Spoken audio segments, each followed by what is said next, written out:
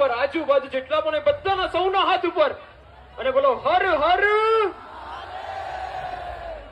બધાના હાથ ઉપર રહેવા જોઈએ, હાથ ઉપર જ. અને ફરી એક વખત અને તાળીઓની સાથે બોલવાનું છે હર હર.